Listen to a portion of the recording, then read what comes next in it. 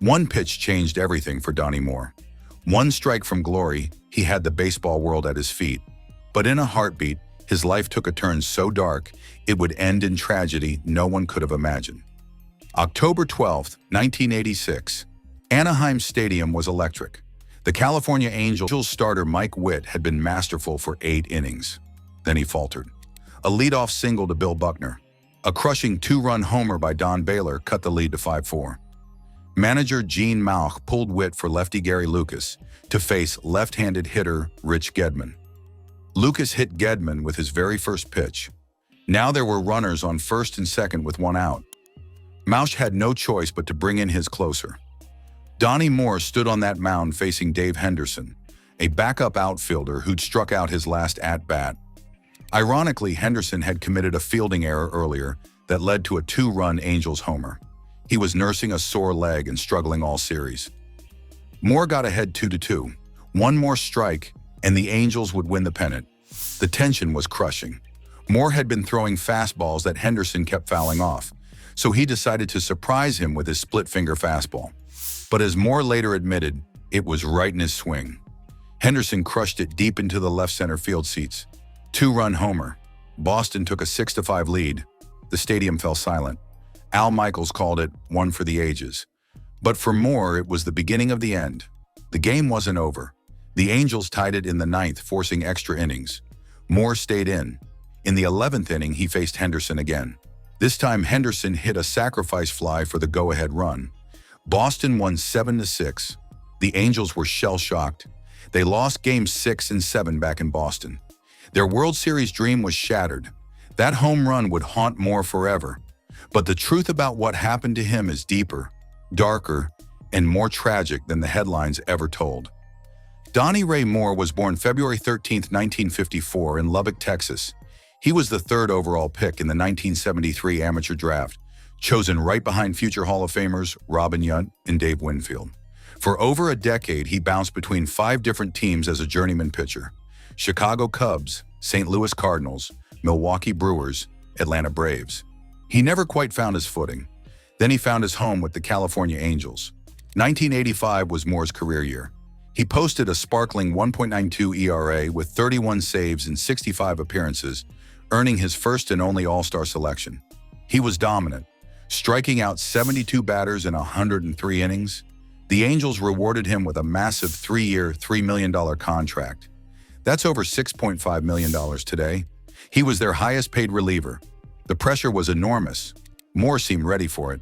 Before the 1986 playoffs, he told reporters, "The job I do is not easy, but I thrive on it. I can handle failure. That's one thing most people have a hard time doing. If you can go out and take all the glory, then the days you're a GOAT, you've got to handle that too."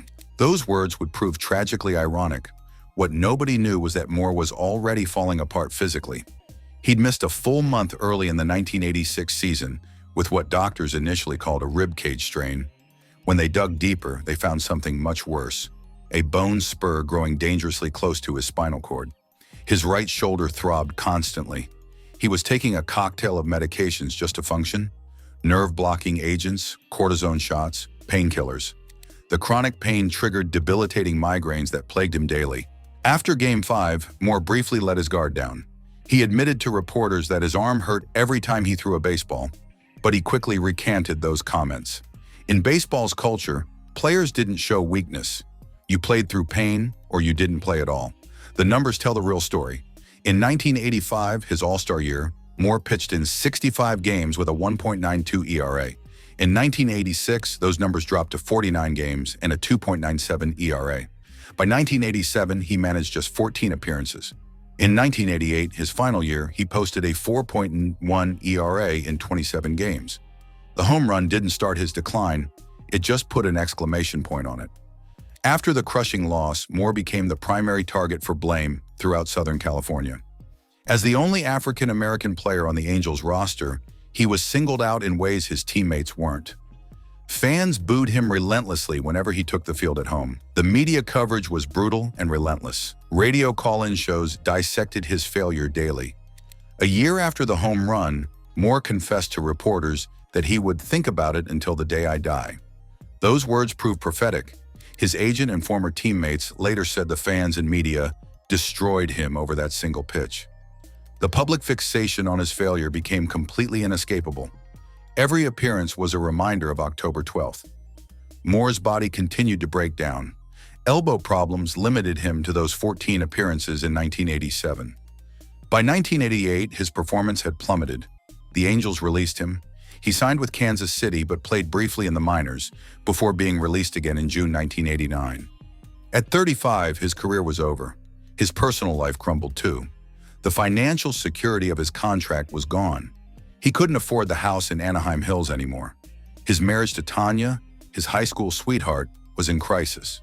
They separated a month before the end. Neighbors reported frequent arguments. The public failure, the physical pain, the financial strain, and the broken marriage all converged. The weight became unbearable. July 18, 1989. Tanya came to their Anaheim Hills home to visit their two sons, ages 7 and 10. An argument erupted. Moore pulled out a .45 pistol and shot his wife 3 times in the upper chest and abdomen. Their 3 children were in the house. Tanya and her 17-year-old daughter managed to escape. The daughter drove her mother to the hospital, where Tanya underwent surgery. She survived. Back at the house, still in the presence of at least one of his sons, Moore put the gun to his head and pulled the trigger. He died on the kitchen floor. The media rushed to explain the inexplicable. Moore's agent told reporters he could not live with himself after Henderson hit the home run. That home run killed him. Teammate Brian Downing said the media had destroyed a man's life over one pitch. Headlines across the country read, "That home run killed him." It was a powerful story. It was also incomplete. More than 20 years later, the truth emerged.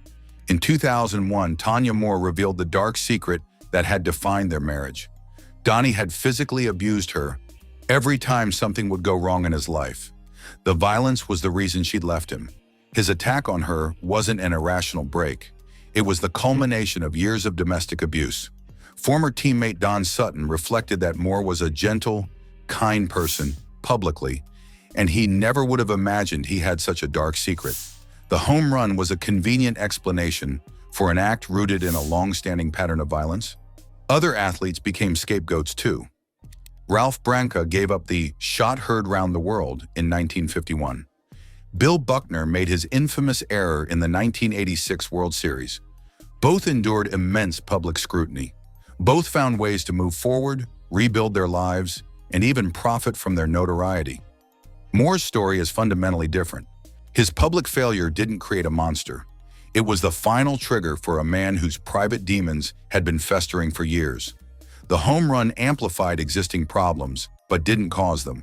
The legacy of Donnie Moore isn't just about a pitcher who couldn't handle pressure. It's about the dangers of oversimplification, the crushing weight placed on professional athletes, and the devastating consequences when private violence meets public failure. His story reminds us that no single event, no matter how dramatic, can fully explain the complexity of a person's life or death. Behind every public moment lies private struggles we may never see. Moore's tragedy stands as a warning about the human cost of fame, the pressure to perform, and the dark secrets that can lurk beneath the surface of success. The home run didn't kill Donnie Moore. His demons did. The pitch just gave them a stage.